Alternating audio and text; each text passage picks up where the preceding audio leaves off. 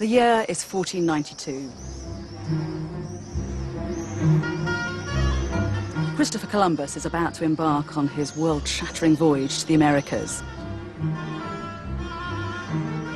And on his way to the coast, he stops off here at Granada.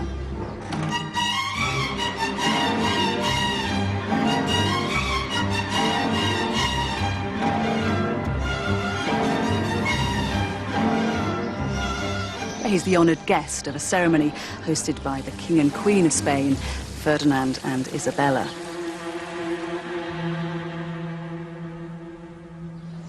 They are celebrating a grand victory. Up until this day, Granada had been ruled by Muslims. But Isabella has managed to wrestle control from them. Ferdinand and Isabella's victory marks a turning point for Spain and for Europe. The Middle Ages are over, and the West is about to embark on a new epoch of power and discovery. We tend to think of this as the beginning of an era. In fact, it's the climax of a forgotten chapter in European history, the rise and fall of Islam in the West.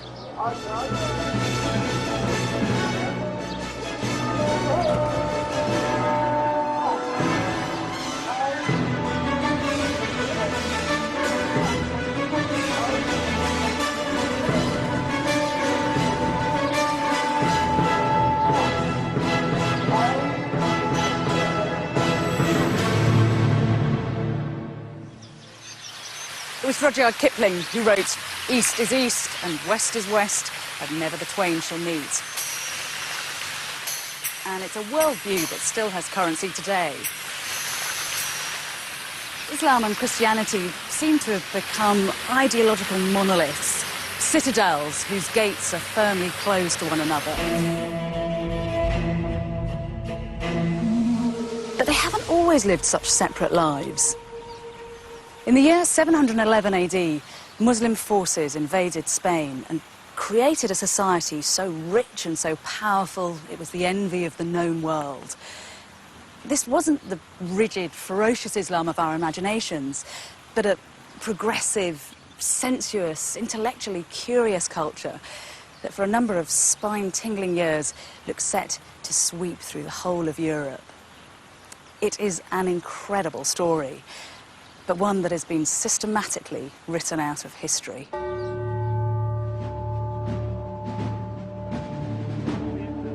After the Catholic monarchs took over the city of Granada, they began to destroy all evidence that the Muslims had ever been in Spain. In the following century, the Spanish authorities persecuted and expelled 300,000 Muslims and burned as many as 1 million Arabic books.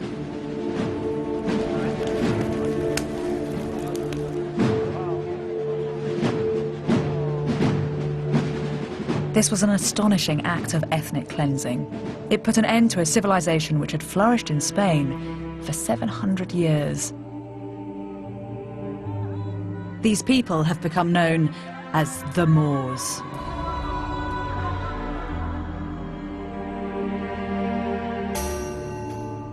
Propaganda, sparked by the Crusades, has given us an enduring image: the diabolical Moor, a dark-skinned, savage, alien enemy. But this character is a complete invention and tells us nothing about who these people really were.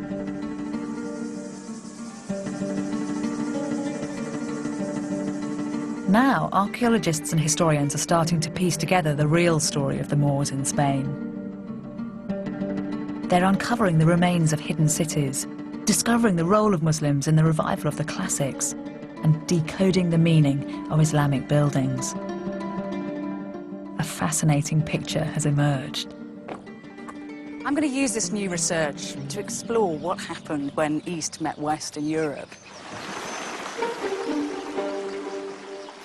If there is one place which challenges the stereotype of the treacherous, bloodthirsty Moor, it's here, the Alhambra Palace in Granada.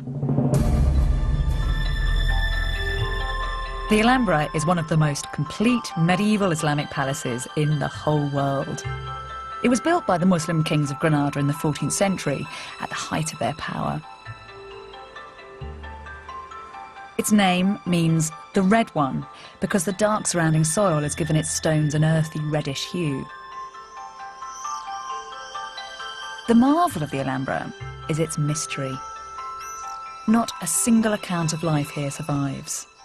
All its archives were incinerated in the fires of the Inquisition. But the Catholics couldn't bring themselves to destroy this place. The Alhambra is one of the wonders of the medieval world. And by preserving it, they've kept a box of secrets that we can use to decode the civilization that built it. Inside the palace walls, the architecture is breathtaking.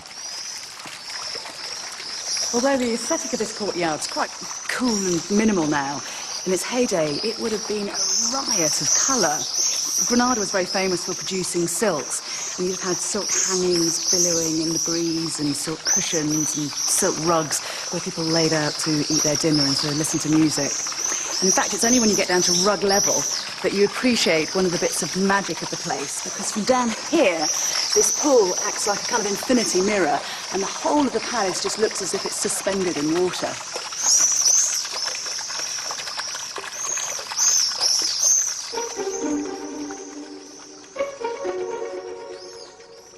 Every detail of the palace decoration seems to be part of a scheme. Row upon row of intricate geometric patterns are carved into the woodwork of the walls and windows. This is the throne room. It was the symbolic centre of the palace, and here the Sultan had a kind of psychological advantage over his subjects. Whereas he'd have stood here, an eerie silhouette, they'd have been blinded by the light that came streaming in through these brightly coloured stained glass windows.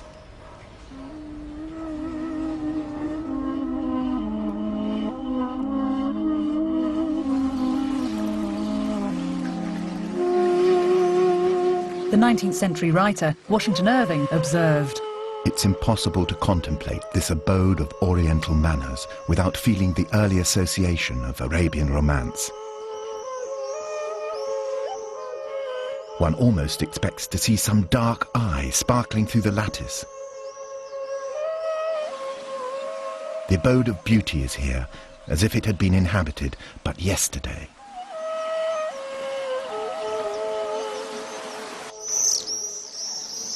But this is far more than just a beautiful building.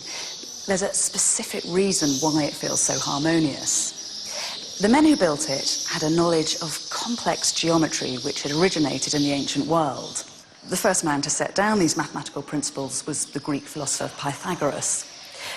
Pythagoras saw numbers everywhere in the universe, but his brilliance was to understand the importance of the ratio between them. Professor Antonio Fernandez Puertas has spent his life studying the Alhambra. He's discovered that the whole of the building, from the ground plan to the wall decoration, is based around one single ratio. I think everything is so perfect because everything is under control of the proportion and very, very simple.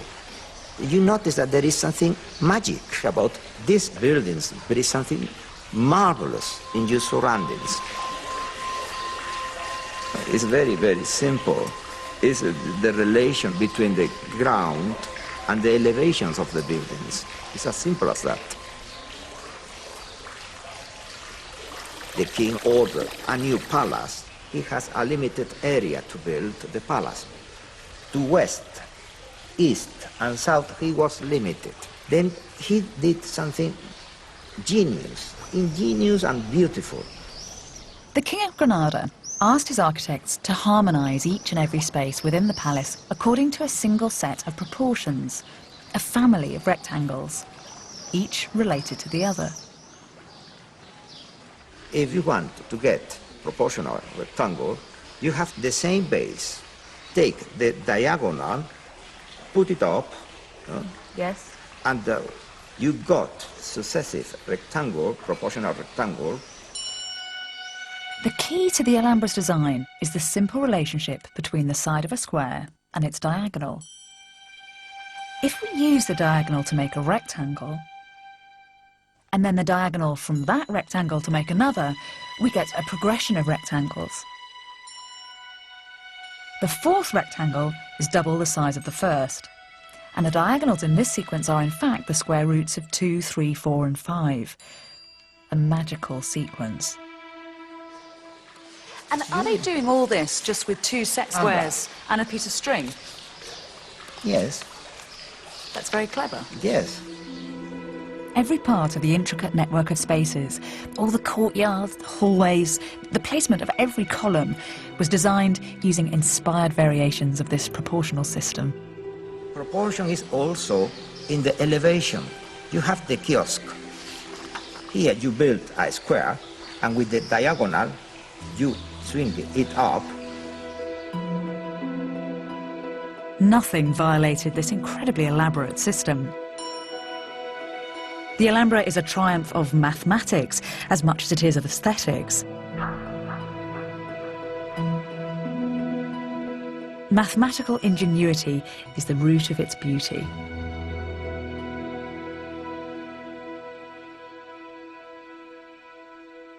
But no one talks about this. Everyone looks at the Alhambra just as an aesthetic experience. When you go to a concert and you listen to Mozart, you listen Beethoven, you listen Verdi, you don't know perhaps music, but you notice that there is something magic. Yes. It happens with that the same. You feel it. The Alhambra is so enchanting. It's all too easy to view it as a fairy tale palace, isolated from history. But that is romantic nonsense. This palace was the product of a very real, very gritty history. The Alhambra was built by a religious empire which, at the pinnacle of its power, dominated land from China to Africa. An empire which had the wealth and intellect to build such masterpieces. An empire whose history goes back to the deserts of 7th century Arabia.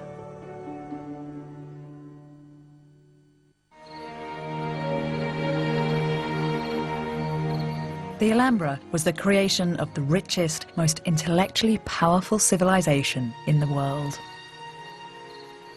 The roots of this cultural and religious explosion lie not in Spain, but in the deserts of Arabia.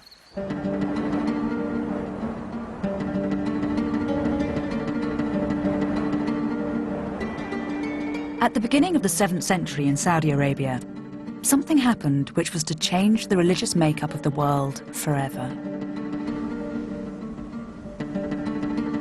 A merchant called Muhammad asserted that he had been visited by the Archangel Gabriel, who had revealed to him the true words of God. These revelations, which came to Muhammad throughout his life, became known as the Quran. And the religion was Islam. This was a time when people were experimenting with all sorts of cults and religions, many of which fell by the wayside. But the Prophet Muhammad and his followers made an important move. They travelled to a desert oasis where they founded a city called Medina. With a foothold in Medina, Islam was no longer just a nomadic desert cult. It had an urban centre with a social structure. As the religion grew bigger, so it grew more ambitious. Territorial expansion was a characteristic of nomadic Arabs well before the arrival of Muhammad. Tribal leaders would initiate razzia, or raids, on their neighbours. And with the advent of Islam, these gained some kind of spiritual significance.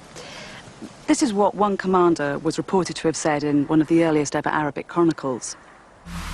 "This land is your inheritance and the promise of your Lord. You've been tasting it and eating from it. You have been killing its people and taking them into captivity. You are Arab chiefs and notables.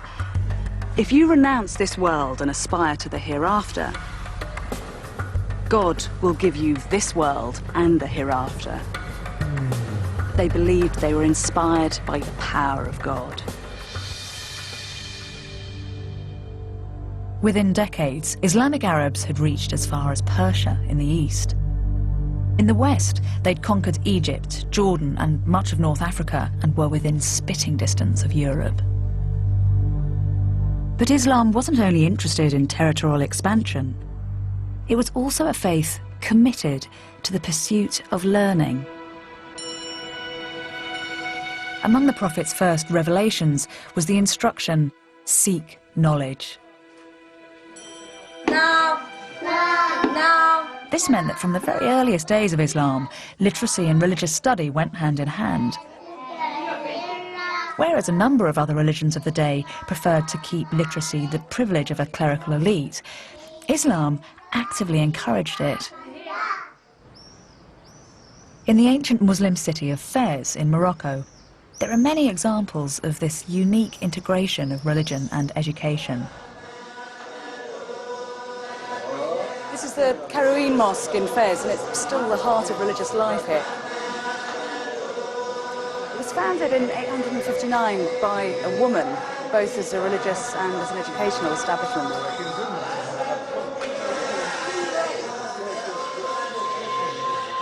Mosques were used for teaching grammar and literacy to ordinary people. In time, colleges, known as madrasas, were set up. This is the madrasa Bu Inania. Its walls are covered with the rich, rhyming prose of the Quran.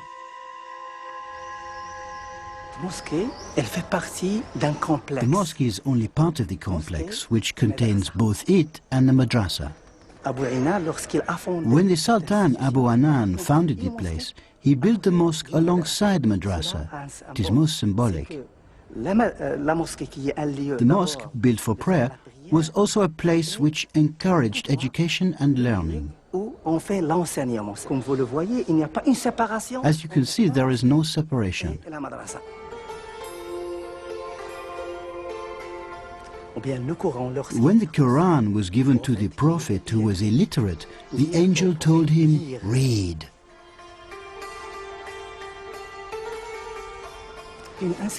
These inscriptions carved onto the walls are verses of poetry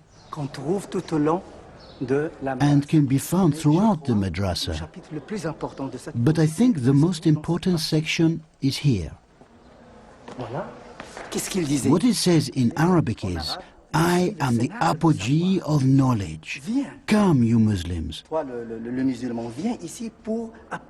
Come and learn, because with knowledge you can become what you want to be in the future.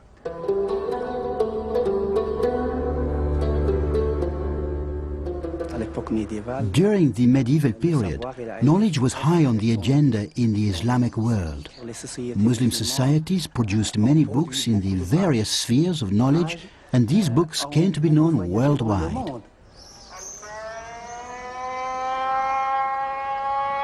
It wasn't just an enlightened attitude to reading which placed learning at the heart of the Islamic world. Necessity was also the mother of invention. Because the Arabs were nomads and desert traders who often had to travel in the cool of the night, they were well versed in using the stars as guiding devices. This developed into a very sophisticated study of astronomy. Then with the establishment of Islam, that knowledge was applied in a new way. Whenever a mosque was built, the prayer niche had to be orientated in direct relation to Mecca, and there were a number of religious festivals that had to fall on certain days in the lunar year. These were complex mathematical problems for which the Muslims devised precise solutions. Islam became a culture which naturally embraced scientific and mathematical investigation. This uninhibited attitude towards learning meant that when Muslims encountered the teachings of other cultures, they seized upon them vigorously.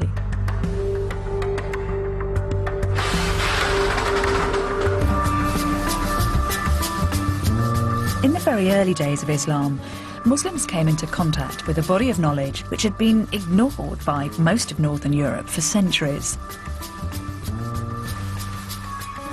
The works of the ancient Greeks. It's once you look at a globe that it becomes particularly easy to understand why the Arabs were such natural inheritors of Greek learning. From the Bronze Age onwards, there'd been a constant exchange of artifacts and information all across the Eastern Mediterranean. And in fact, a number of Greek ideas stem from Eastern and Egyptian influences. The bulk of this knowledge was preserved in the great schools and library at Alexandria. And then in 641 AD, the Arabs take over the city and at a stroke have direct access to this precious learning. Many of these texts found their way to Fez. The philosophy, c'est traduit en arabe. This is an Arabic translation of Aristotle with an additional commentary by the Muslim scholar Averroes. The translation's done in Iraq, and then Averroes does this commentary in Al-Andalus. There's even an early Arabic translation of the Bible. C'est la Bible, en arabe, traduit en arabe. So it's extraordinary, isn't it, that Arabic's the lingua franca, then everybody's writing in Arabic, even the Bible. ثم إنجيل مرقس الحواري. And thus ends the Gospel of Mark the Apostle. The contrast with Europe at this time could not have been greater. Here, ancient Greek texts and the rational investigation they contained were often feared as blasphemous. When the Prophet Muhammad was born, Christianity had already been battling with paganism for 600 years, trying to persuade believers to turn away from their old gods to the one new God. And because of that, Christians were often suspicious of Greek and Roman pagan texts. For instance, in 529 AD, the Christian emperor Justinian closed down the Athenian schools of philosophy. Set against this vibrant Islamic culture, Europe can appear an introspective and intellectually cautious place. It was certainly a continent in crisis. After the fall of Rome, there was a power vacuum in Europe, with rival tribes squabbling for territories. It was the start of what later Christian scholars would describe as the Dark Ages. While Europe lay unprotected and vulnerable, Islam was consolidating land and power. By the beginning of the 8th century, the Arabs had converted the Berber tribes at the very tip of North Africa. And before long, troops were gathered on the coast, their eyes fixed on Europe.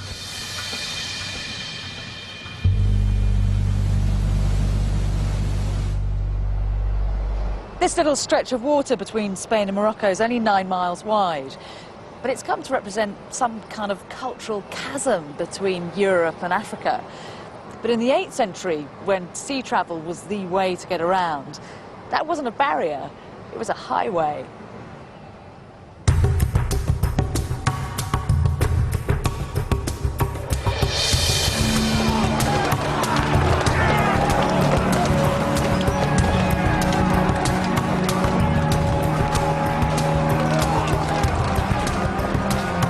In July 711, 7,000 Berber tribesmen stormed across the Straits of Gibraltar and invaded Europe. The Muslims then began an incredible process of expansion. In just 4 years, they'd colonized almost the whole of Spain, had crossed the Pyrenees, and were only halted at Poitiers in France. Were it not for this reverse, an army which had swept across 2 continents might easily have crossed the English Channel and occupied Britain. The Muslims called the country they came to Al-Andalus, the land of the Vandals. This refers to the Germanic tribe who ruled Spain at the time, the Visigoths. Spanish historians have traditionally seen the Muslim invasion of Spain as a terrible and violent attack, an assault on Christian Europe.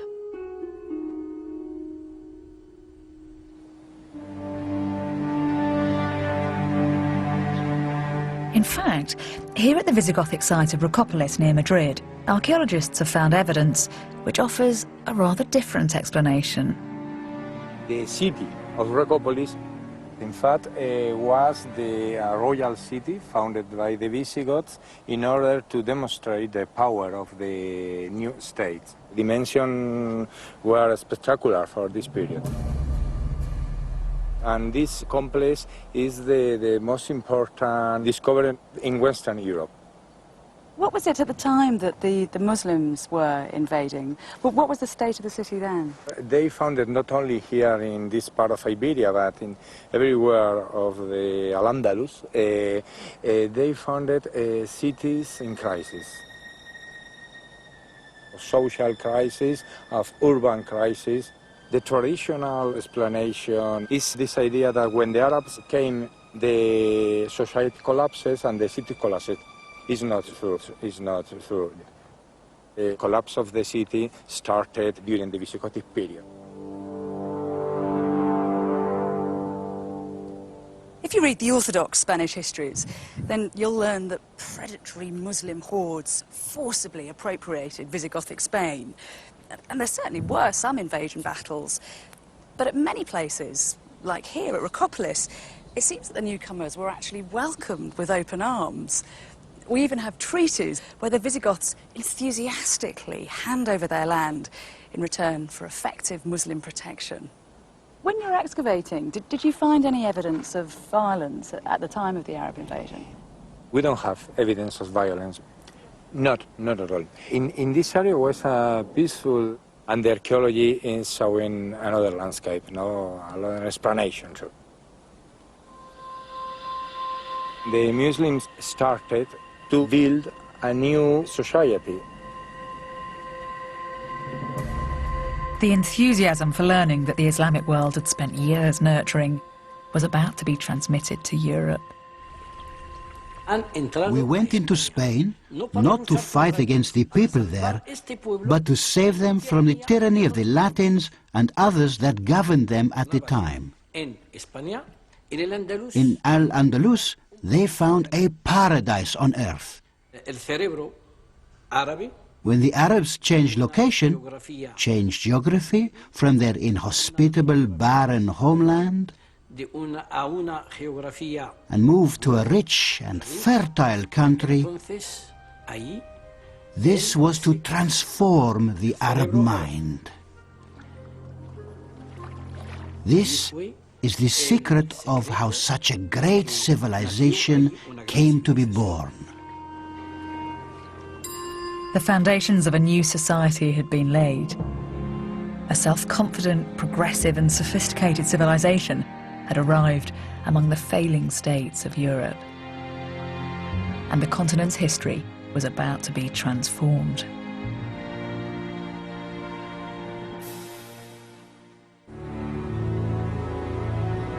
The Muslim invasion of Spain had been swift and effective, but it lacked a strong leadership. The first wave of invaders were North African tribesmen, only recently converted to Islam, and without connections to the power base of Arabia. But this was about to change.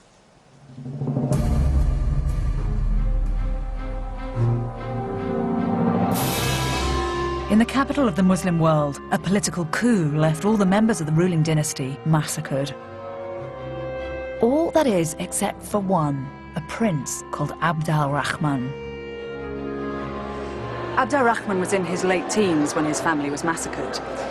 He managed to escape the slaughter and fled to the hills west of Damascus. His mother had been from North Africa, and Abd al-Rahman must have grown up hearing tales of Al-Andalus.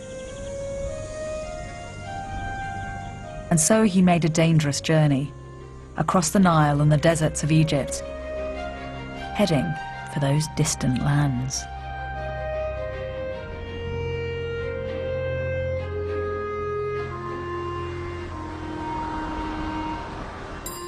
Abd al-Rahman brought culture and learning from the center of the Islamic world straight to the heart of Al-Andalus. When Abd al-Rahman arrived in Spain, he came here to Cordoba, where the city was in complete disarray. That Roman bridge had collapsed into the river. But Abd al-Rahman set to rebuilding the city. You have to remember that it's in this context that the Arabs arrive, not as marauding destroyers, but sometimes as saviours. Abd al-Rahman brought cutting-edge technology for irrigation to Spain. Almost immediately, the landscape was transformed.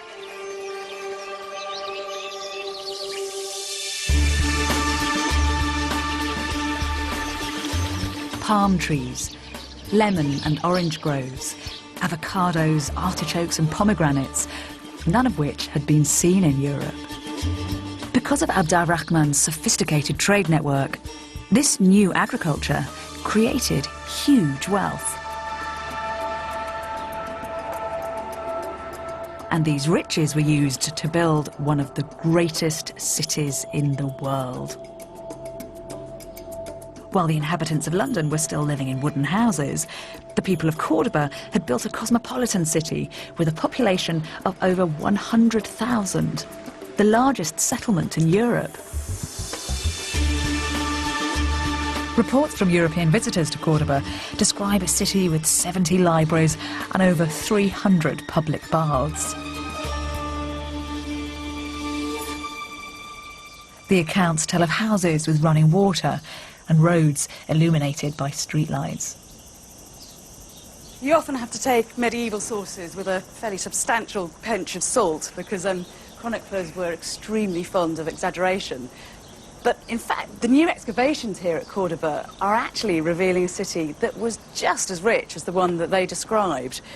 These monumental palace walls belong to a Muslim aristocrat, and this channel over here is part of the water system that brought Cordoba its famously effective sewage works, as well as the fountains and the baths that so impressed all those European visitors. Cordoba was described by a 10th century German visitor as the ornament of the world.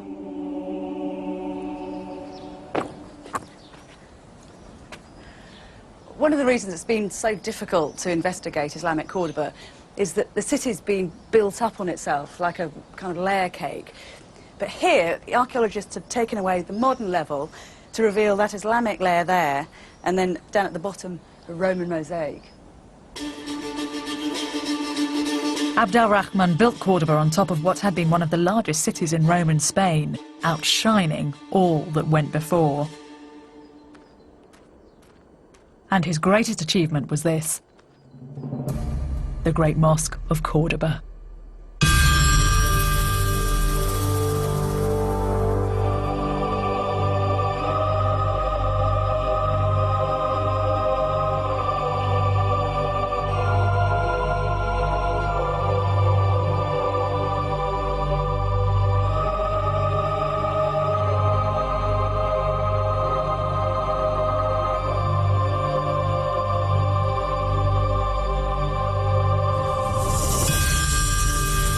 With a floor space the size of 4 football pitches, this is the largest mosque in Western Islam. The forest of 600 marble columns disappear into the distance, creating a mesmeric infinity effect. On the columns, arches balance on top of one another. Its shell-shaped prayer niche has an extraordinary acoustic, making any word spoken inside audible to the entire congregation.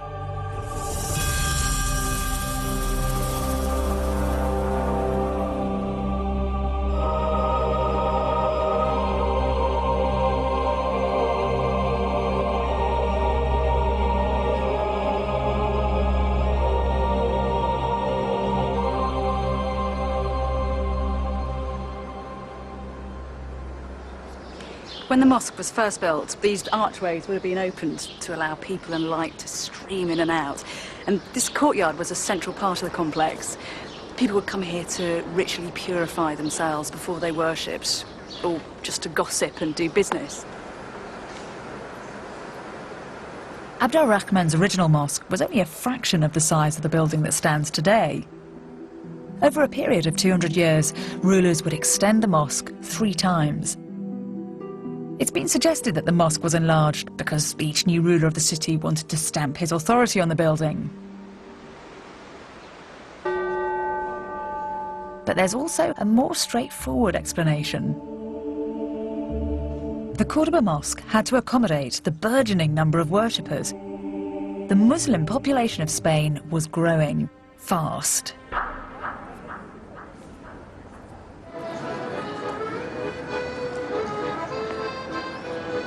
Modern Spain has been reluctant to acknowledge that its indigenous population converted to Islam in droves. Standard history books present the Muslim occupation of Spain as something that was superficial, just a surface colonisation by an Arab elite, not a presence that had any kind of lasting impact on the bulk of the population. New archaeological evidence is turning that idea on its head.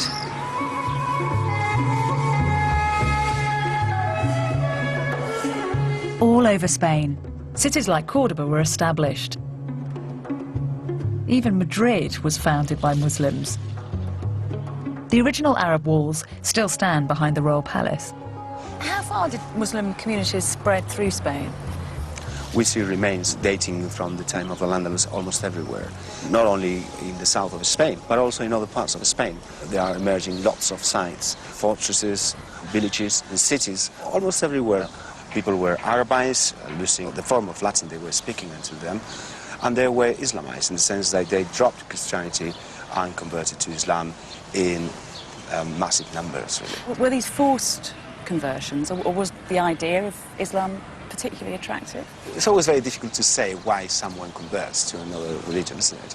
But I think there's no evidence of any forced conversion at all. In a way, the Islamization and Arabization of territories like Al-Andalus is very similar to what happened to the Roman Empire, when people wanted to convert to the values and to the cultural values, to the religious values, and to the way of living of what seemed to be a civilization which had lots of advantages. I think it's very easy to forget that at this moment in time, Islam is a culture of innovation, isn't it? As you said, it's drawing in ideas from the East. It's a culture of phenomenal innovation. The opportunities of living because of the market, because of the trade relations and so on, which were much more interesting.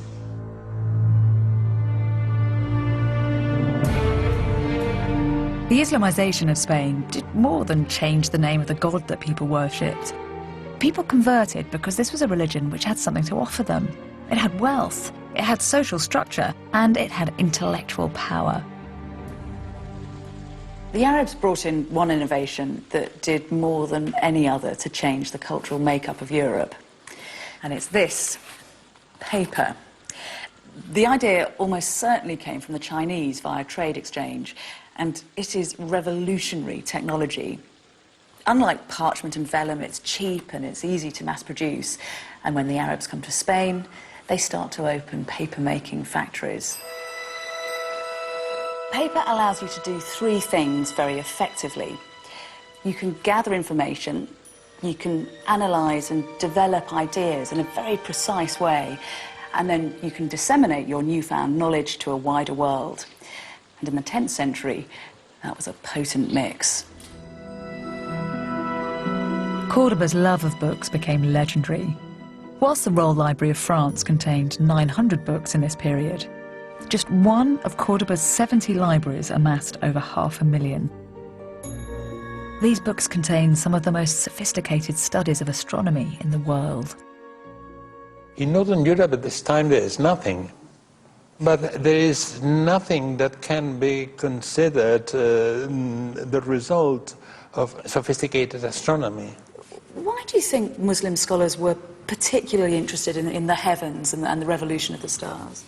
I think they were interested in science in general terms. For example, calculating the sacred direction. If you have to say your prayers, you must face towards Mecca. Calculating the direction of Mecca from a given place is not so easy. It is a complicated mathematical problem for which the Arabs had exact solutions from the 9th century. One of the ways in which the Muslims solved these problems was by developing a Greek instrument called the astrolabe. This is a calculator for telling the time of night or day. If it's lined up on a star above the horizon, the angle can be registered with a movable needle. The measurement is then transferred to the reverse side of the astrolabe, where a base plate represents the geographical location. And a star grid, like a map of the heavens, shows the position of the stars. By aligning the needle to the grid using the measurements, the time can be read off the face of the astrolabe, just like a clock. The astrolabe enabled nighttime navigation, which helped to advance sea travel, and this in turn set the stage for the coming era of worldwide exploration and discovery. Cordoban scientists were streets ahead of the rest of Europe, especially when it came to medicine. This account comes from an Islamic physician who encountered a Christian doctor at work. They brought me a knight who had an abscess on his leg and a woman suffering from consumption. I made a plaster for the knight and the swelling opened and improved. For the woman, I prescribed a diet to revive her consumption.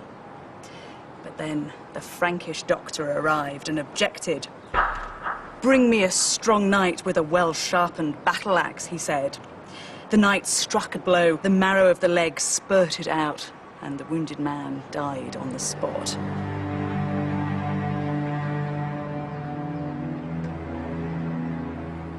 As for the woman, their doctor affirmed the devil must have entered her head. Then he grasped a razor and cut an incision in the shape of a cross, exposing the bone of the skull and rubbing salt into the wound. The woman died in the instant. I returned home, having learnt much about the medicine of the Christians. The hospitals of Cordoba were performing operations which wouldn't be seen in the rest of Europe for hundreds of years. The city's most famous surgeon was a man called Abu Qasis. He spent 40 years compiling a hugely influential medical compendium. Chapter 30 dealt with surgery, and these are just some of the instruments that were illustrated in that chapter. This is a specialist device used by eye surgeons for the relief of hypertension. And these two over here were employed to perform successful tracheotomies. And in fact, the Abu Qasis method was still popular well into the 20th century. As well as large scientific collections, more everyday documents have survived from Islamic Cordoba. These give a detailed insight to the society that was created here. What kinds of things are being recorded on these bits of paper? In this document there was written everything, absolutely everything. So does that mean that people in the lower classes of society could read? Yes, there are poor people with a very good education. The education is a way to be a better Muslim. So being a better Muslim means that you know the Quran and you know everything of the law. The law is not a king law, it is the God law. Divine law. Divine law. Have you got any physical examples of these documents? Yes, I have one. Well, it is a contract about plowing the land. For 2 years, we have to plant it with wheat and food, and he gets from this proportion of the production. The Muslim give a new thing. The land is mine. I rent you the land, and you give me a part of the production. People are interested not in having hunting lands like a lord or squire in England. The landlord rent his land. And it's empowering as well, because if you're the lowest rung of society and yet you have some rights to your own land and you can keep a lot of the produce. Yes.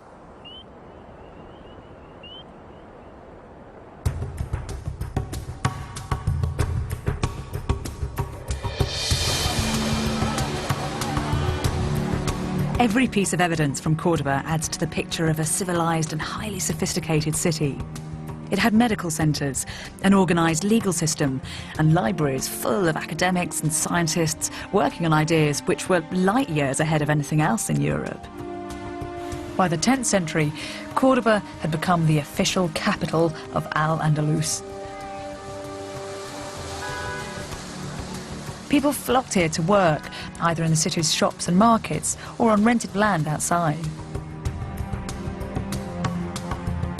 In the year 912, a new ruler came to power. He was to take Cordoba to even greater heights. Abd al-Rahman III was only 21 when he became ruler of Cordoba. With a resounding statement of self-confidence, he declared himself the Caliph, the commander-in-chief of the faithful. With that title, he claimed to be the supreme leader of the Islamic world. At a stroke, he repositioned Muslim Spain, so it was no longer a Western outpost, but instead a key power in Islam. And to complement his role as Caliph, Abd al-Rahman III built himself one of the biggest royal palaces in the world.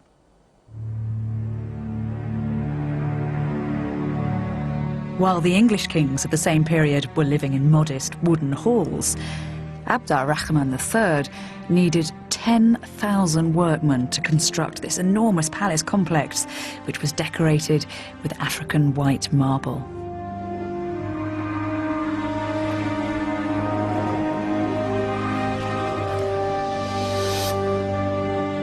The alabaster palace, surrounded by acres of date palms, was described as a concubine lying in the arms of a black eunuch. It was called Medina al-Zahra, after the Caliph's favourite. Archaeologists have reconstructed barely 10% of the original site. The idea here is that the Caliph dominates. What he's really doing with the landscape is demonstrating that Medina al-Zahra is the strongest territory in the peninsula.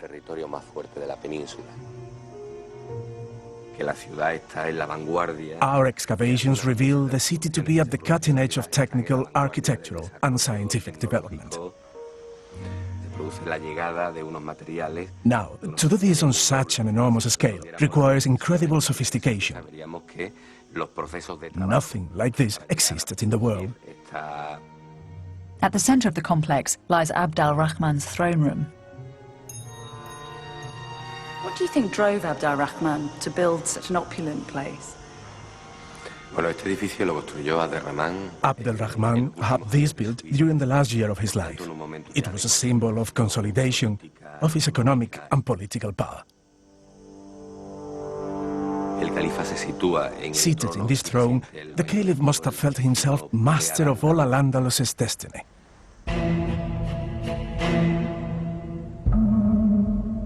Visitors from all over Europe were received here. A monk from Germany called John of Gauss left a record of his trip. You have to try and imagine the impression this place would have made on John of Gauss. The walls were studded with tiles made of silver and gold, and on the roof there was a massive representation of the heavens. Mechanical lions roared in the corridors, and in the rafters there were mechanical birds that twittered away. Here in the centre of the room, there were two bowls filled with mercury that would catch the light and then send it shattering back out to dazzle the visitors. This is what was written about the climax of his visit. When John arrived at the dais where the Caliph was seated alone, almost like a godhead, he saw everything draped with rare and costly coverings. They do not use thrones or chairs as other people do, but recline on divans or couches when conversing or eating, their legs crossed over one another. There is actually one detail that this account misses out. The Caliph did have a throne, a mechanical throne that raised and then descended as if he was levitating among his subjects. A refined court culture developed in the palace of Medina al-Zahra, and this was to have an unexpected influence on the rest of Europe. What would the soundscapes of the palaces have been in the 10th century? Perhaps the most basic level would be the sounds of all the different fountains and small running currents, artificial rivers running from room to room. On top of that, we could have heard layer upon layer of different types of music and singing. A variety of different professional instrumentalists We could easily have heard a lute player sitting in a corner or in any of the various different entryways.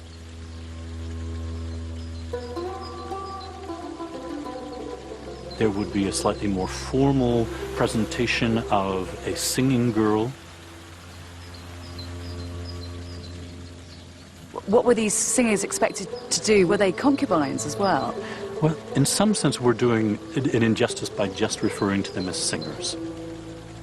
These women were entertainers at every level. They had to be able to converse. They had to be able to discuss intelligent subjects. They had to be able to compose poetry, recite poetry. For Arabs, poetry is the single most important art of their culture. If we look at a picture of the entire world, there are only 3 cultures that we know of that had developed end rhyme by the 7th century: China, India, and the Arabs. This early Arabic love poetry directly influenced the development of literature in the rest of Europe. One of the primary characteristics of this poetry is a constant focus on the feelings of the lover.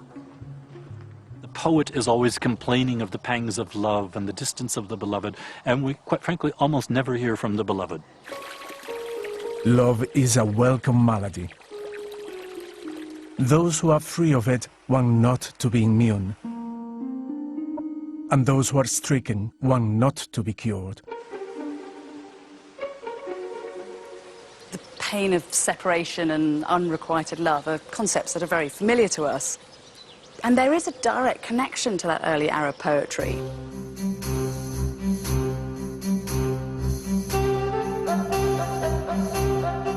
In England, some of our earliest and most enduring stories are romantic tales of knights and damsels, a courtly love tradition brought here by travelling French poets called troubadours.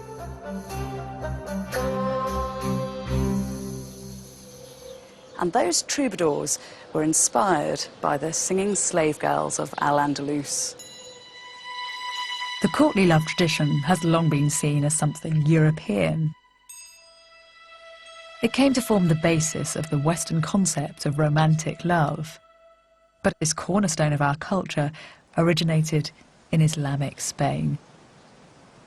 Perhaps one of the most exciting moments, the transfer, if you will, of Arab music and poetry from the south to the north, happens in the year 1064 in the city of Barbastro.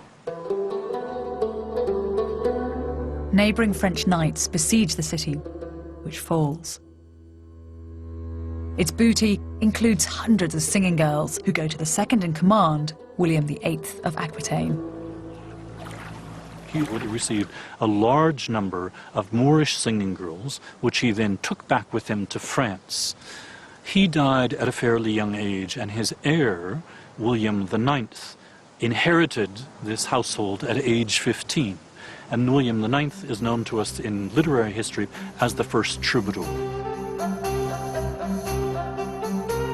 So it's almost positive that William IX would not only have grown up as a child in a household in which there were Arab singing girls, but at the age of 15, he actually became their master.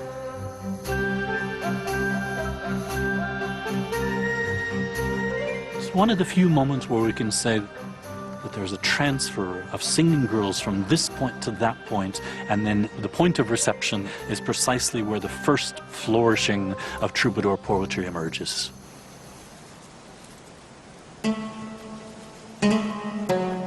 But the glorious court of Medina al-Zahra was not to last forever. Within the palace were sown the very seeds of its destruction.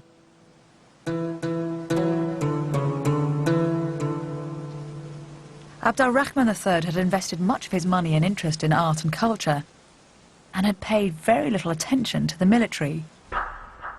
There were no generals at court, and citizens didn't have to serve in the army. This is important. The mere fact that the army can't recruit from its own citizens means that it has to recruit more and more foreigners, effectively mercenaries.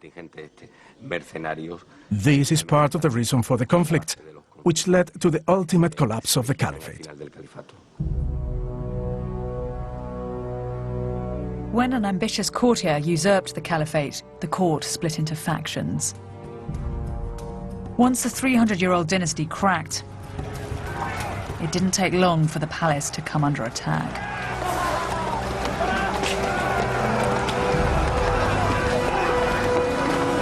Medina al-Zahra was quickly smashed and plundered.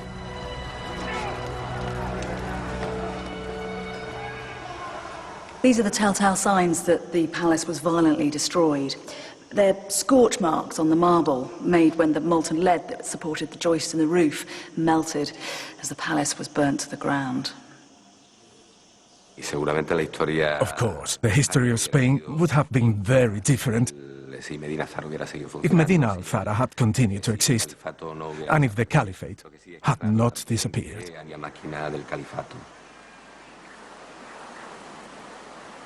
Rahman III's unique dynasty had come to a terrible end. And in the north of the country, another religious power was eyeing up the rich lands of Al-Andalus. Its name was Christendom.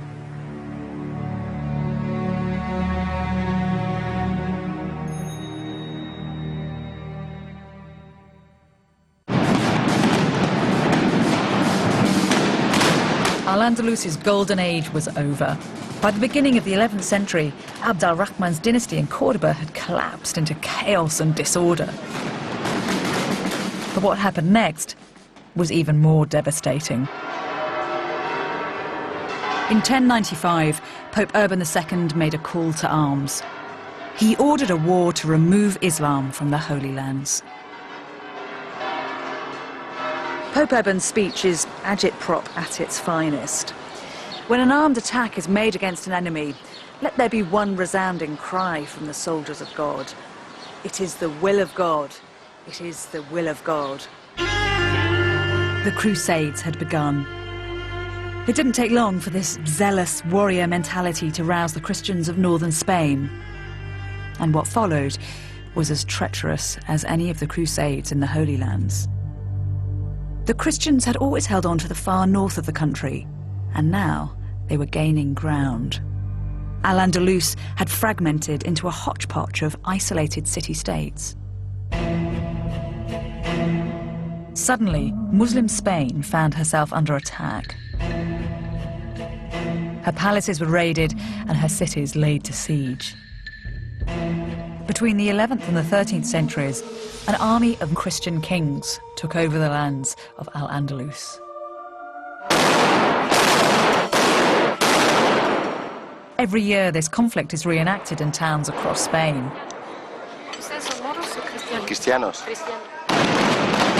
This, the victor's version of history, glamorizes what was actually a dishonorable and dirty war. When the Christian comes, they break everything.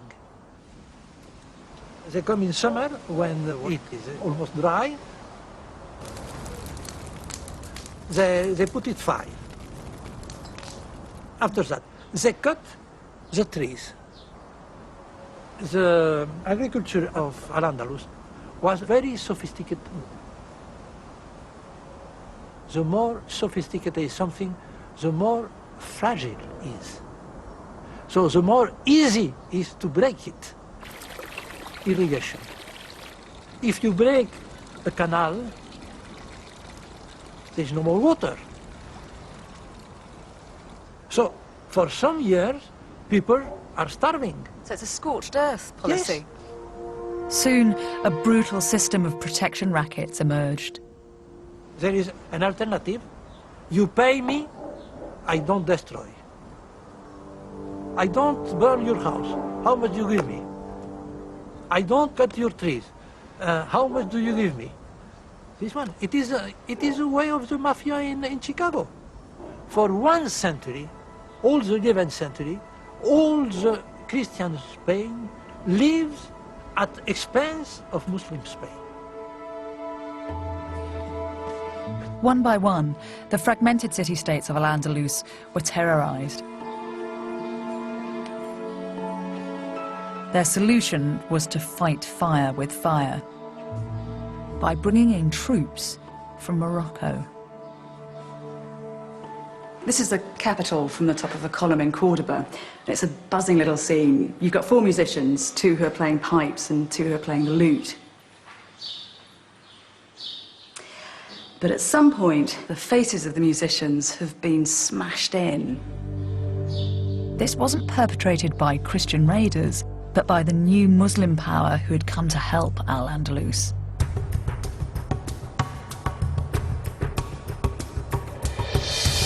The troops who came as military support were strict fundamentalists with a fearsome fighting reputation. They were called the Almoravids. The Almoravids were a tribe of nomads from the Sahara. They had black skin and wore veils that covered everything apart from their eyes.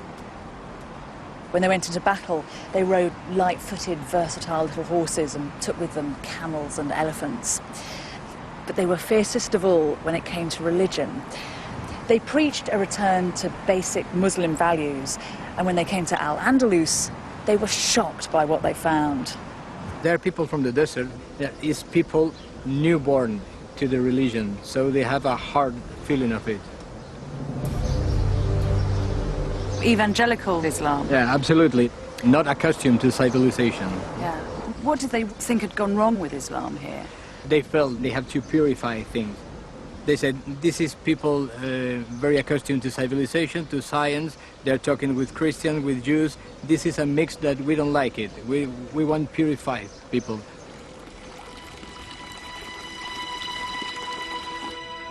With the barbaric Christian raiders on one side and these new fundamentalist Muslims on the other, Al-Andalus was crushed. It descended into corruption. A Christian king would provide military aid to a weak Muslim king in return for a substantial payment of gold coin. The whole of Al-Andalus was subjected to this system of extortion. The trouble is, modern Spain chooses to remember this war rather differently. La Reconquista, the Reconquest, is presented as a valiant crusade in which Spain is returned to its rightful Christian owners. This pantomime version of history is personified in many of Spain's national heroes, the greatest of whom is a knight called Guzman el Bueno. Every town in Spain has a street named after Guzman el Bueno. He's one of the country's best-loved historical figures. The story of when Guzman defended the town of Tarifa from Muslim raids is well known in Spain. Guzman's descendants, the Medina Sidonia family, became one of the richest landowners in the country. The Duchess of Medina Sidonia has discovered something remarkable about her illustrious ancestor. Guzman el Bueno is the first of the Guzman family we know about. He is the founder of the family. He came here and lived in this very house.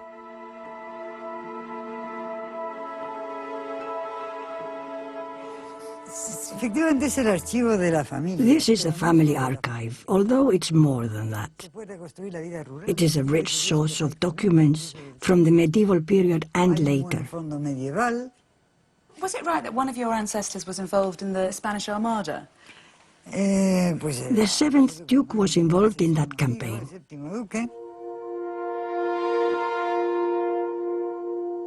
This document dates from 1288.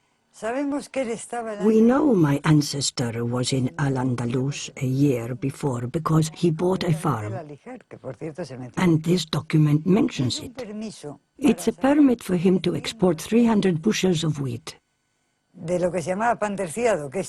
Look, you can see the word wheat, and what it says is that he is allowed to take this overseas, to where he is from. So, because of the grammar, you can tell that he comes from overseas, not that he was just visiting from overseas. Yes, probably it refers to a place which was part of Morocco, much larger then than now, a place where neither wheat nor hay could grow. The Duchess had discovered that her ancestor the great Christian knight Guzman el Bueno, was actually a Muslim.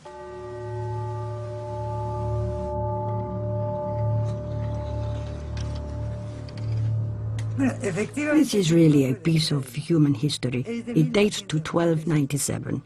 The king refers to Guzman as my vassal because he is a foreigner. Guzman the vassal? If it wasn't written here, I wouldn't believe it. It was very common for Muslims to ally themselves with Christian factions, especially when Christians were warring with each other. It must have been quite a surprise to discover that your ancestor was a Muslim. Yes, a great surprise. This is because there had been a chronicle which dated back to the 16th century, in which the Guzman family had cleaned up its political and ethnic past. Guzman was said to have been born in León. They didn't just do this with the Guzman family, but with all the families that had doubtful ancestors, ancestors of doubtful race. They cleaned it all up. We have a whole load of documents here from the Spanish Register, and they turn everything we know about Spanish history upside down. The Spanish are simply inventing history. They have turned history into a fable. The idea that the Christians and the Muslims were fighting a holy war was created in Spain long after the Reconquest actually took place. Even Spain's most famous hero, the swashbuckling El Cid, is caught up in this fantasy. In films and books, El Cid is celebrated as a kind of Christian pin-up, a crusader in the fight against the terrible Moor. But El Cid spent his life, like El Bueno, as a mercenary, fighting for whomsoever would pay him. The name Cid means the master in Arabic. So El Cid's an Arabic name? Yes. In fact, he was the king of Valencia when Valencia was an Islamic city, and he didn't change anything there. So he had Muslim allies? That's it. Yeah. That's not the story you hear, is it? No, I think the history is much more interesting than the history you hear. So he was a Christian king, but he didn't force the Muslims that he controlled to convert? No, he was... In fact, we cannot see the Reconquest as a process of conversion. This is a process of trial and error, of people gaining lands and people gaining prestige. It's just realpolitik. It's all about getting land. That's it. We are painting now everything with an religious ideology, but it is not. So religion's a kind of convenient excuse rather than the driving force? Absolutely. Religion is always an excuse. El Cid and Guzman el Bueno weren't simply Christian soldiers fighting a Muslim enemy. If anything, this was a civil war, with both sides desperately scrabbling for land and wealth. The idea that the Reconquest was something cut and dried, black and white, something that cleaned up society is absurd. I don't know who came up with that idea. The Spanish historian Palencia said that the Reconquista was nothing but a civil war between Spaniards of two different faiths. Spain is full of dazzling reminders of how the righteous Christians won the country back from the diabolical Moor. The country's most popular saint is called Santiago Matamoros, St. James, the Moor Slayer.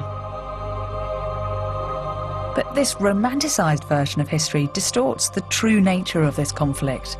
This was not a holy war. Al-Andalus was destroyed in a dirty grab for land, which lasted for over 300 years.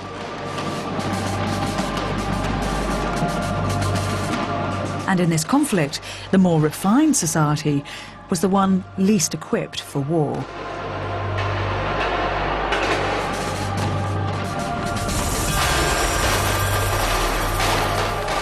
It was the Christians who had little to lose and most to gain.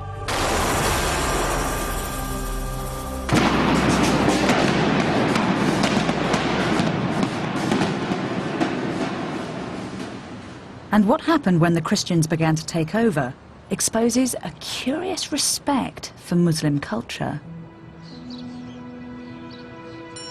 When the Christian King Peter took control of Seville in 1248, this is what he had made. It is a beautiful building. It was built for a Christian, and yet in every way it resembles an Islamic palace.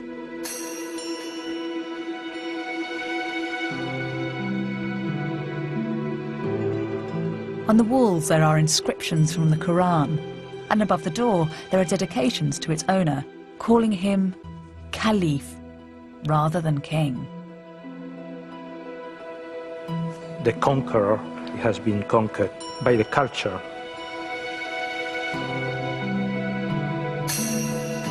It's a tiny bit unexpected that when this Christian king rebuilt this palace, he made it appear so Arabic. It feels as if we're in the Alhambra here. Well, this palace has many relations with the Alhambra, especially with the Court of Lions. Both builders, King Muhammad V of Granada and King Peter I of Castile, were friends. You have to consider that in Europe, at this time, there was not an architecture of such a splendor comparable to Al-Andalus. And this made a very big attraction for the Christians. And this is why this architecture was used by the Christian to show to the nobility of the kingdom the power, the authority, this room covered with this marvelous dome. It symbolized the power, because it's the heavens that turns around the king.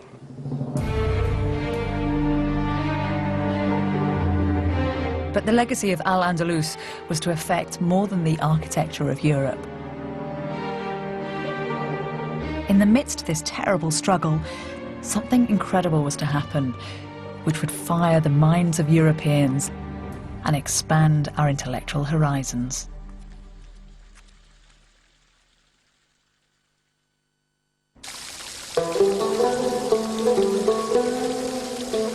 At the same time that it was being splintered by Christian encroachment, Al-Andalus was at the centre of one of the most influential shifts in thinking that Europe has ever seen.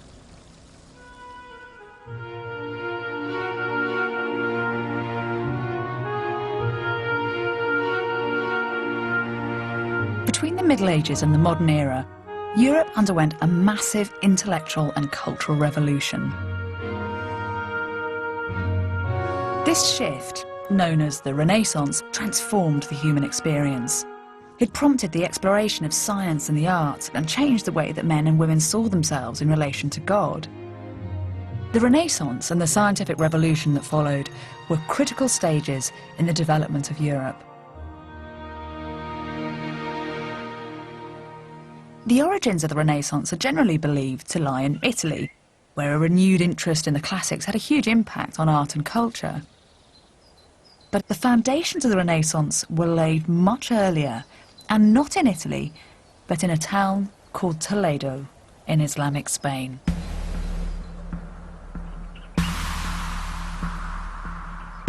Toledo was one of Al-Andalus's vulnerable city-states, and in 1085, the Christians seized control of it. Unusually, the handover went very smoothly, and as a result, the Muslims already living in Toledo were allowed to remain as citizens and their mosques were left untouched. The city that emerged accommodated both Muslim and Christian. Spain at this time is a paradox. On one hand, tensions between Muslims and Christians are becoming unbearable, and yet on the other, there is a hugely beneficial intellectual evolution that is only possible because Muslims and Christians are living side by side. When Toledo fell to the Christians, its doors were opened to travellers and intellectuals from all over Europe. These people mixed with the Muslims in the city, learning their language and reading their books. Many of the adventurers came from England. In the late 1100s, an Englishman known as Daniel of Morley travelled to Europe to study. But as his autobiography reveals, he was disgusted with what he found there.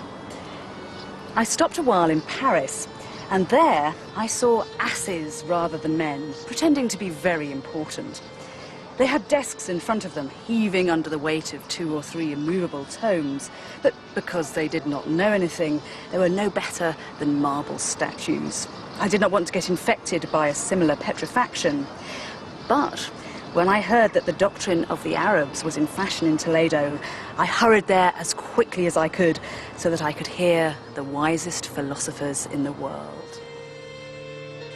Just as the fall of Alexandria had made a massive body of Greek knowledge available to the Arabs 400 years previously, now the Christian conquest of Toledo passed this storehouse of knowledge on to Europeans, who flocked here in their hundreds. At the backs of shops and in courtyards, groups of men started to gather together, Christians, Muslims and Jews, to work on texts that had been stored in the archives of mosques and churches. These were extraordinary manuscripts, translations of Aristotle and Plato and Euclid, as well as original works by Arabic mathematicians, astronomers and alchemists. This was a resource like no other in the rest of Europe. It was intellectual dynamite. People came from all over Europe. All these works that were lost in Europe could be found in Toledo. There was lots of wisdom here. How did the translators work together here in Toledo? In the first period, there was usually 2 people working together. And then another person who was learned in Latin would write it down in Latin. And that was, I think, the target of working together, and it was very clear. I think it really made it more accurate because it was a teamwork. How long have these manuscripts been kept in Toledo? Well, most of the translations were carried out in the 12th and 13th century. That means for almost 900 years, most of them.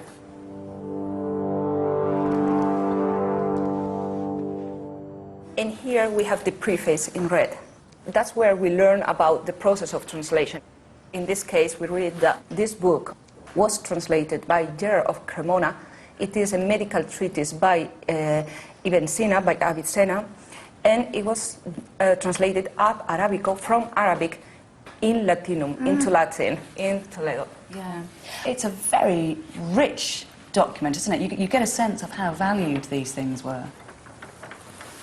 And there is all these little glosses on the right-hand side. People have been adding comments or explaining words that were not clear. Un momento, por favor. Vamos aquí. Wow, that's a splendid beast of a thing.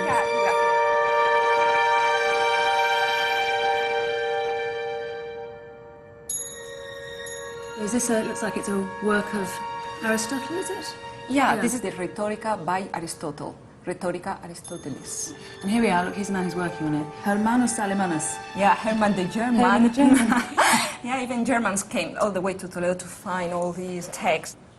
And in this case, it is a commentary by Averroes on the text of Aristotle. And both are translated together. So it's got added value because you've got new Arabic thought coming into the classical text. Yeah, they are adding, they are supplementing, they are completing what was transmitted from the ancient world. Knowledge really is power at this time in history. It is. Having a book was something very, very valuable. Do you find during this process that words slip from one language to another? Absolutely.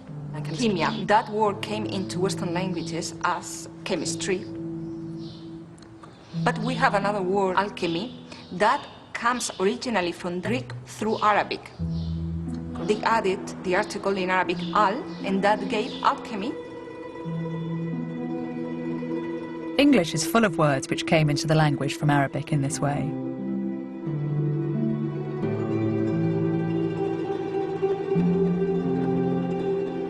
Many of them describe mathematical concepts which were completely new to Europe.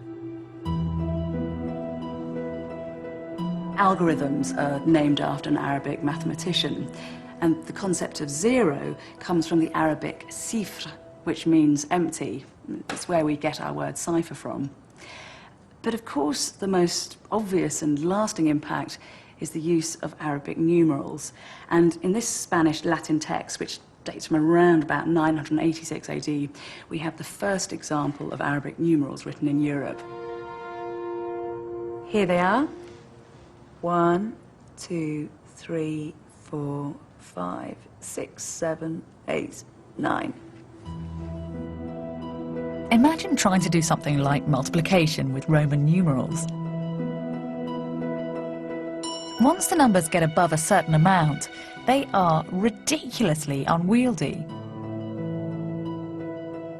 This new, agile numerical system made everyday things like bookkeeping and accounting more accessible. Mathematics developed, and the construction of complex architectural projects became much easier.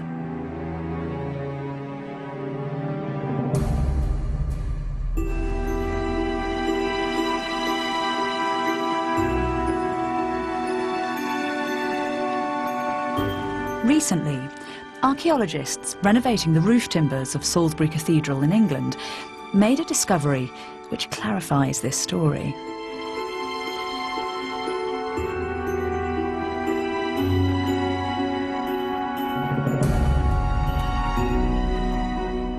On some of the beams that support the roof, there are a series of numbers that were carved in around 1200 AD when the cathedral was built.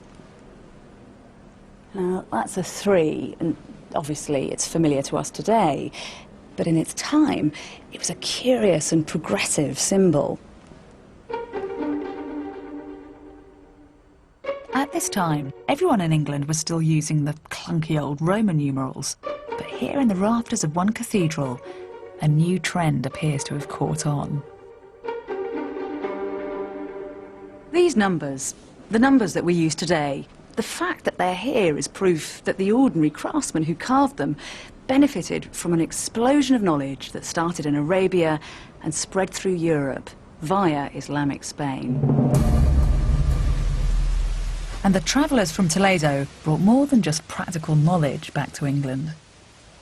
After a number of years, Daniel of Morley returned from Toledo, his cases crammed with documents and volumes. And when he arrived in England, he made an appointment to hand this precious booty over to his patron, who was a bishop. This benefactor was one of a team of scholars who wanted to establish their town as a centre of learning. And the name of the town was Oxford.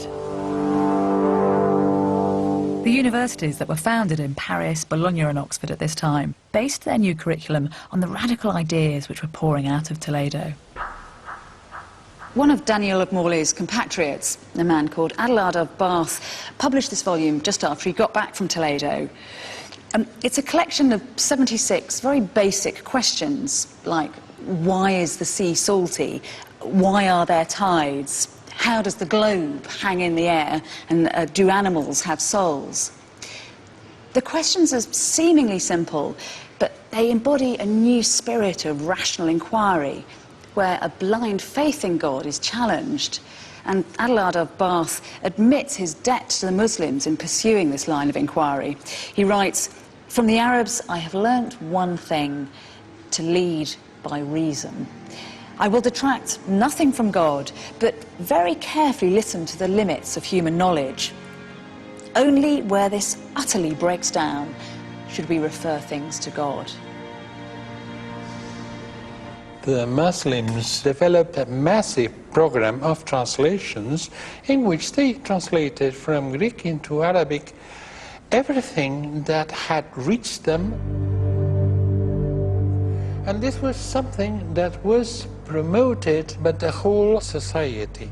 And the result of this is that they translated practically all Greek knowledge.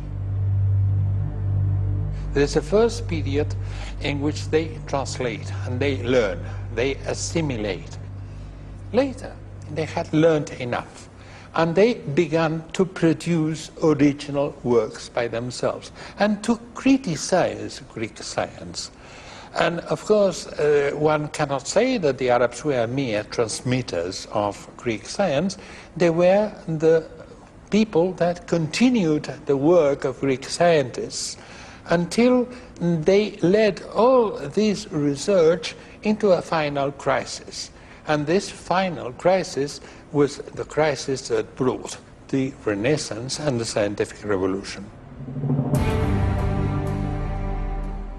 If they had not done this, Renaissance and scientific revolution would have been impossible.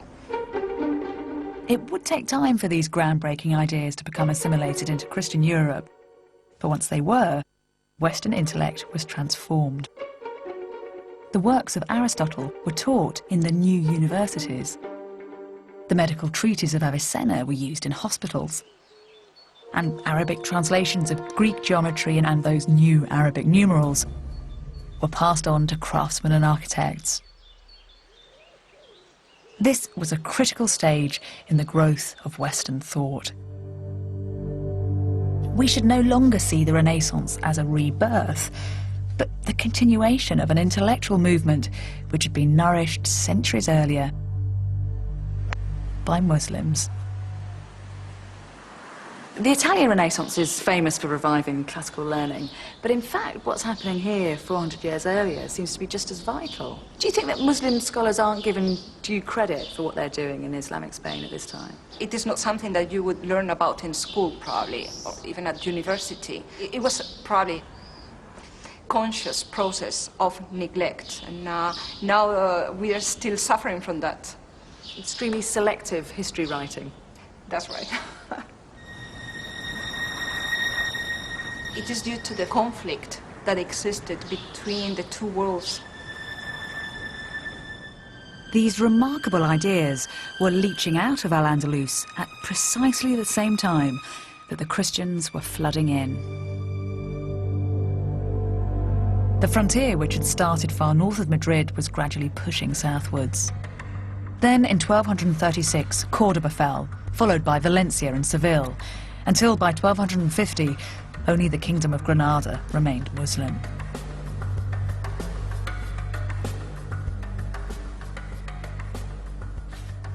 From now on, Spain would concentrate on cleaning the Muslim presence from its country.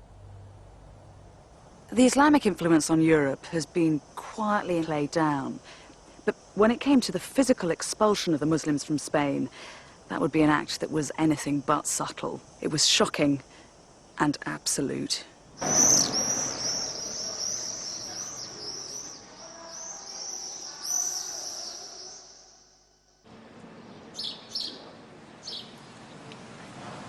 The history of Al-Andalus was about to take a new and sinister turn. In the city of Granada, the Muslims were to fall victim to one of the most shocking acts of ethnic cleansing that Europe has ever seen. Long after the rest of Al-Andalus had fallen to the Christians, Granada remained defiantly Islamic. Protected by mountains and those giant watchtowers and forts, the 70,000 Muslims who lived here managed to hold off attack for another 200 years. But time was running out. While Granada occupied a small territory in the south of Spain, the rest of the country was now divided between Castile in the west and Aragon in the east, two very powerful kingdoms. The King of Castile was about to be forced to pass his kingdom to his niece, Isabella. Isabella was headstrong and passionate, but she also had an acute political mind. In 1469, at the age of 18, she married her second cousin, Ferdinand, the dashing heir to the throne of Aragon. Now, the two most powerful Catholic dynasties in Spain were united, and the reconquest was edging ever closer to completion. Granada was blocking Isabella's vision of a unified Spain, and so it had to be reclaimed.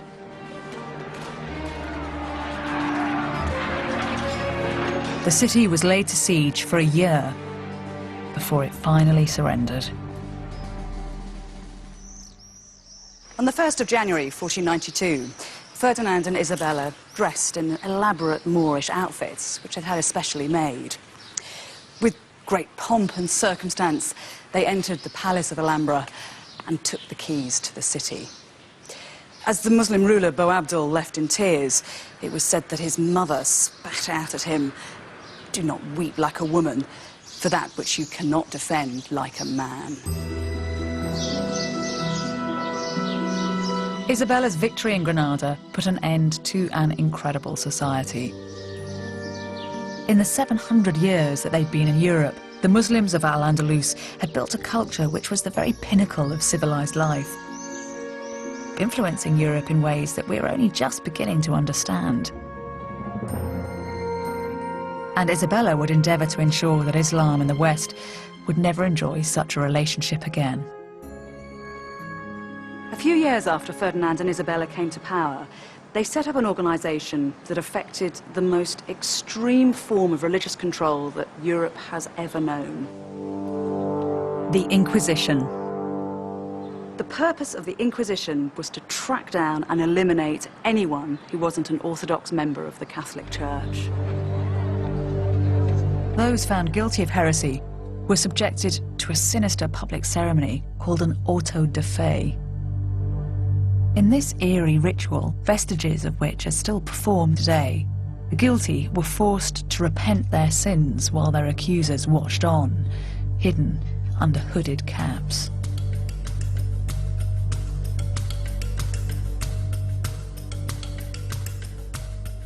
The sinners were then detained.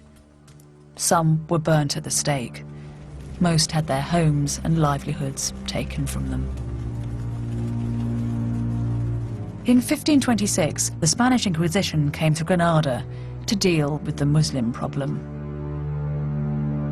Muslims were labelled heretics and given a stark choice: convert to Catholicism, leave the country, or be punished.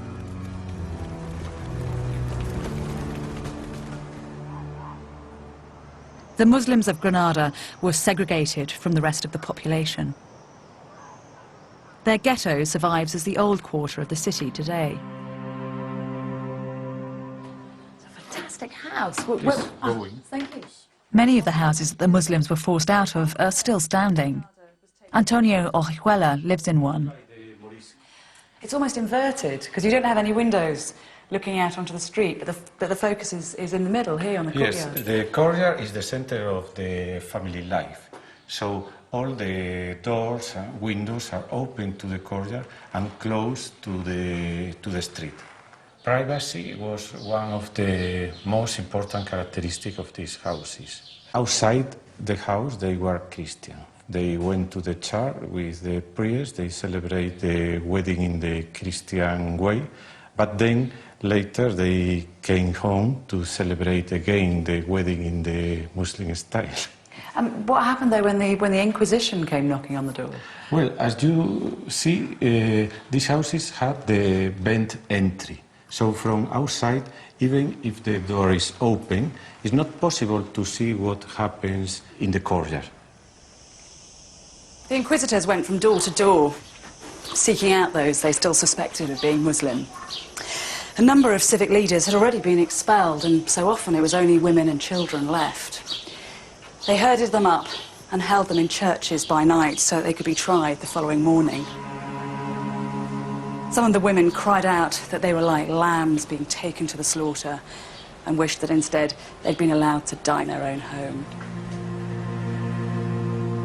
The Inquisition was so brutally efficient that within 20 years, all Muslims in Spain had been forcibly converted to Catholicism. But this wasn't enough. Many still continued to practice their faith in private. And so, in 1609, the Spanish crown ordered the removal of all Muslims from Spain. Perhaps the most shocking thing in the expulsion is they were not actually expelling Arabs, nor were they expelling Berbers.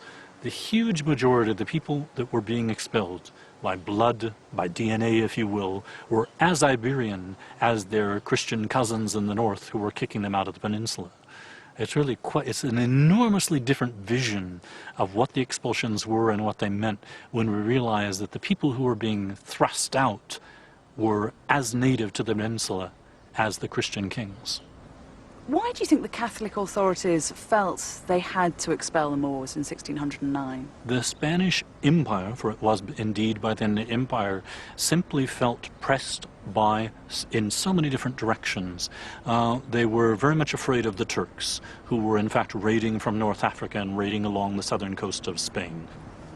They were fighting wars still in the Americas. It was one internal problem that they simply could not deal with any longer. In 10 years, over 250,000 Muslims were expelled from Spain. Forbidden to take any possessions with them, most sought refuge in North Africa.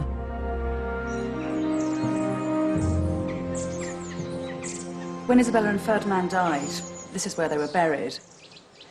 It's a little corner of the Alhambra, and it's decorated with inscriptions from the Quran.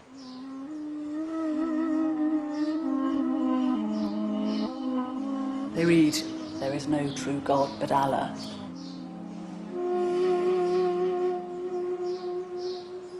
In many ways, it's a curious choice for a Christian entombment, but it does speak of that complicated relationship that was enjoyed by the Catholics and the Muslims.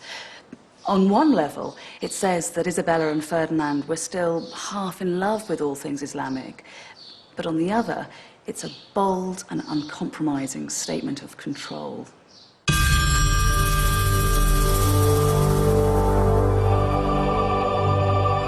And in Cordoba, the new Catholic rulers did something unbelievable. In a daring act of what can only be described as inspired vandalism, architects gouged out the centre of the mosque. In its place, built one of the most spectacular cathedrals in Spain.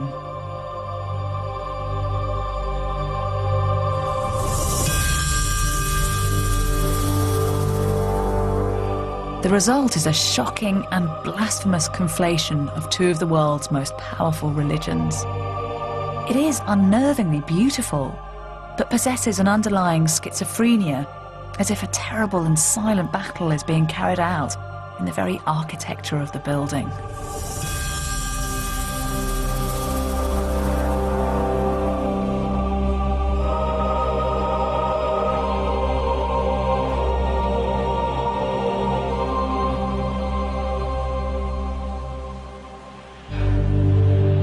Spain's troubled relationship with its Muslim past continued into the 20th century. The dictator Franco invented his own version of his country's heritage. Franco, this period was somehow interrupting what was for him a continuum history. He wanted somehow to, if not delete it, he wanted to forget about it. So what he did was to explain the whole Muslim or the whole Al-Andalus as a kind of continuum from the Visigothic period to the Catholic kings, by saying that the Muslims in Al-Andalus were not such big, good Muslims, but much more Christianized. So this is the political use of history. He wanted to explain the identity of being Spaniards. And for Franco, that identity was a continuation from the Visigothic period right through to the Catholic period. Yeah, exactly. Serafin Fanjul is an academic whose books on the history of Al-Andalus are bestsellers in Spain. Do you think that Spanish people today are proud at all of the Arabic episode in their history, or are they ashamed of it? No, not at all. Strictly speaking, it's not our past. It's the past of other people. As a modern-day Spaniard, I would feel very little connection with the Arab past. Spanish people don't live like them. We don't dress like them. We don't feel like them. I don't know how you can say we are the same, because we are not the same. We have nothing in common. Nothing in common. And if I weren't a professor of Arabic studies, I would have absolutely no feeling for Muslim culture.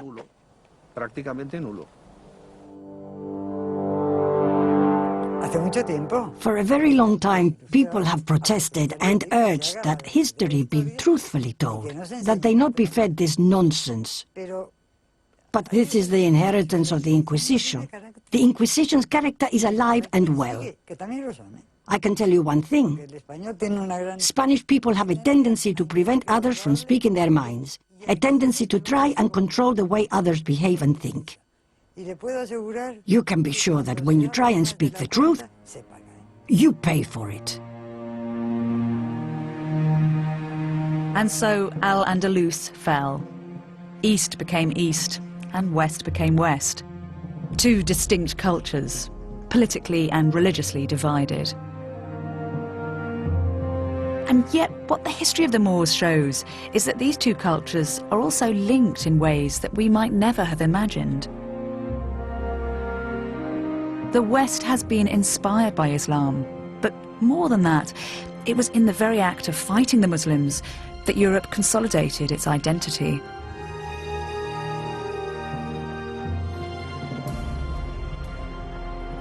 When we started, Christopher Columbus was setting sail for the New World. And as he pointed his boats westwards, Spain aligned herself with him, turning away from the east. The Muslims had been fought, and now they were to be forgotten. As time went by, memories of the Islamic past were moulded until they became a more comforting storybook version of history. But this is a case where truth really is stranger than fiction. The story of Al-Andalus isn't a simple tale of good versus bad, East versus West.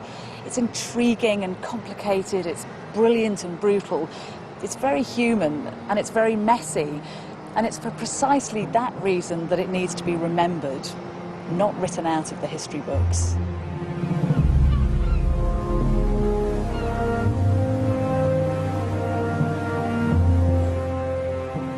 Well, if you want to know more about the many cultures that have shaped and changed Britain, visit Origination Insight at channel4.com/culture. Coming up next on 4, Father Ted is tempted by a saucy novelist.